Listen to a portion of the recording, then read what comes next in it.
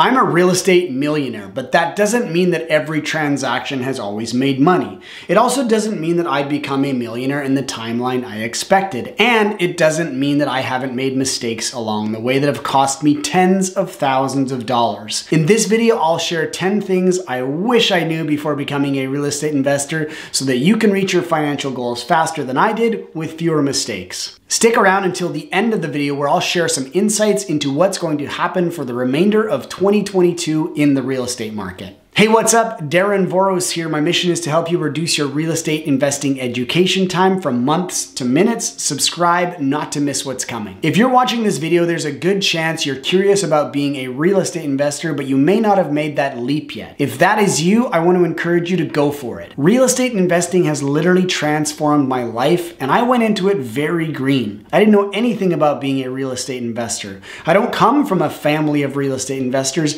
and I didn't have a mentor along the way until much later in my real estate investing journey. So my hope is that by laying out these 10 items that I wish I knew before becoming a real estate investor, I can inspire you to take the leap if you're unsure.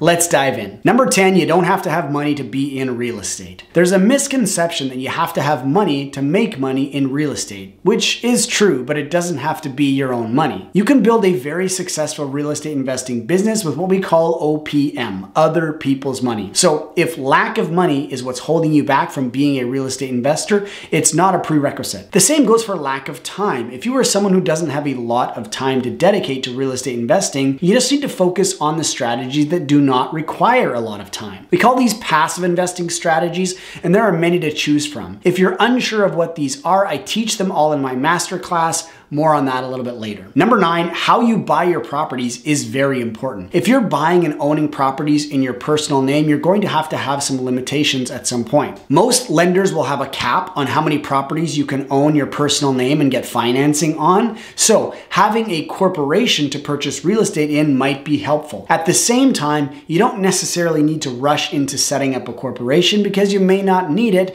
and it will be an additional cost and more challenging to acquire financing. So on this, I always default to the professionals. Talk to your lawyer, your accountant, and your mortgage broker about when it makes sense to set up a corporation and start purchasing properties inside of a corporate structure. Number 8, you will most likely get sued at some point. I know this sounds daunting and it's never fun to be in a lawsuit, but whenever there are large sums of money at stake, these are usually areas where lawsuits happen. It doesn't even have to be a good reason for someone to sue you. For example, we firmed up a property last year that was on the open market, and 2 weeks later, we got sued for trying to buy that property. What we didn't know was that the deal before us went bad and the previous buyers were unhappy that the deal fell apart. So they sued everyone involved in the next transaction as a way to get the sellers to prioritize the issues that they had with the previous deal. They didn't even know my name and they sued me. They called me John Doe in the lawsuit. Even though the suit was unwarranted and outrageous, if you ask me, I still had to hire a lawyer to defend me. Number 7, you can always get financing. It's just a matter of how much it's going to cost you. I hear people saying they can't get any more financing for rental properties. This is 100% untrue. You can always get financing. What they should be saying is I can get financing for my next property, but it doesn't make financial sense for the project. If you're hoping to build your real estate portfolio with only institutional A lenders, which are the big banks in Canada,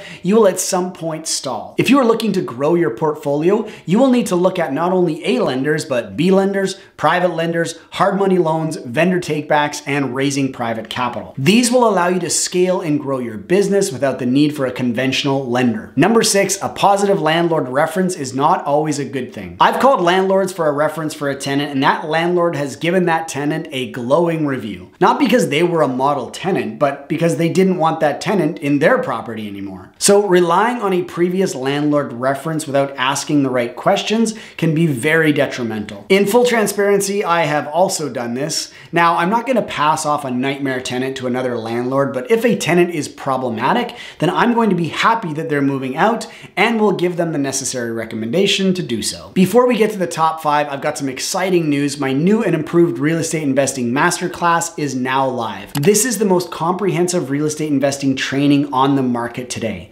Whether you're just getting started as a real estate investor or you've got an existing portfolio of properties and you're looking to take things to the next level, this masterclass will help you get to that next level.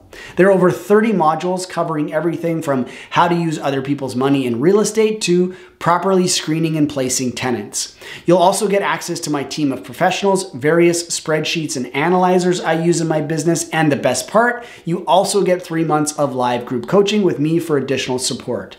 Check it out at darrenvoros.com. Use the promo code YouTube for $200 off. Number 5, trust but verify. Anytime you're dealing with a potential partner or a service provider, such as a lawyer, an accountant, a bookkeeper, a mortgage broker, a real estate agent, or a fellow investor, you should always, by default, trust them, but at the same time, verify. I've met many people in the industry who are extremely gifted with convincing people that they are good people, but it turns out that they are, what's the word? Oh yeah, criminals. So before going into any partnership or dealing with any kind of service provider, do your homework and make sure that their reputation is solid. Trusting your gut instincts is not ideal because people who are professional con artists know how to manipulate you in a way that you could probably never see it coming until it's too late. And I know what you're thinking, all of this will never happen to me. Trust me, unless you're doing your due diligence on people, this will happen. Number 4, embrace technology. There are so many great pieces of software available today to support the real estate investing industry. While you can build everything out in a spreadsheet or even on your notepad, I would suggest getting on board with technology as soon as you can. Some of my favorite pieces of software I use are for deal analysis, property management, content creation, and project management. For a list of some of my favorite softwares in the real estate investing space,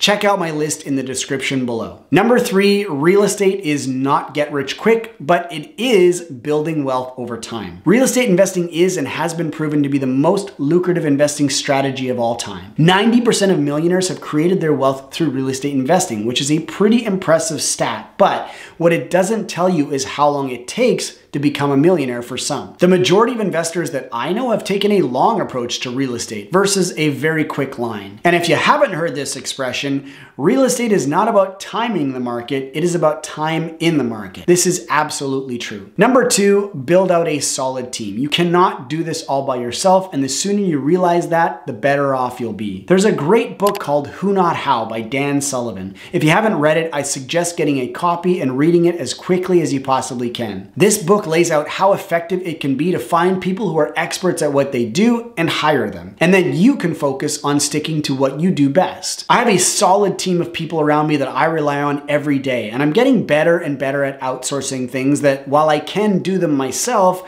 I can't scale a business if I'm trying to do everything. So find your who that you need for a certain task and spend your time and energy on sourcing that person versus spending time and energy learning how to do something yourself. This is a constant struggle in my business because I'm a bit of a control freak, but if you can master this, there's no limit to what you can do in business and in real estate. And the number one thing I wish I knew before becoming a real estate investor is that real estate investing is not easy. Real estate investing requires work even if you are truly a passive investor. You'll still need to vet the opportunity and the people who are providing it for you. Now, I don't want to scare you off because although real estate investing is not easy, it can be simple if you build a system and you follow that system to a T. You will come up against adversity as a real estate investor if you're in the market long enough. The real estate market is cyclical and moves in a circle. So if you've only experienced up times as a real estate investor, be ready.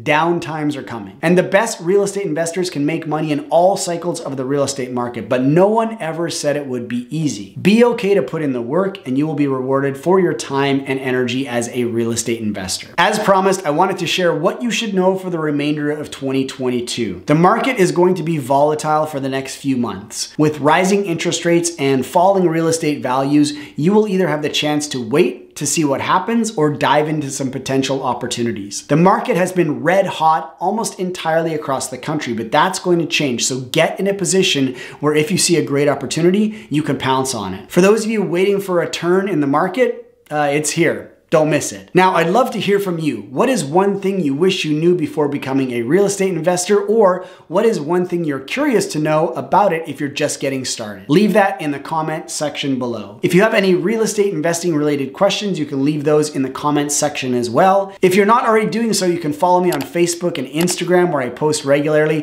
Thanks for watching, and I'll see you on Tuesday.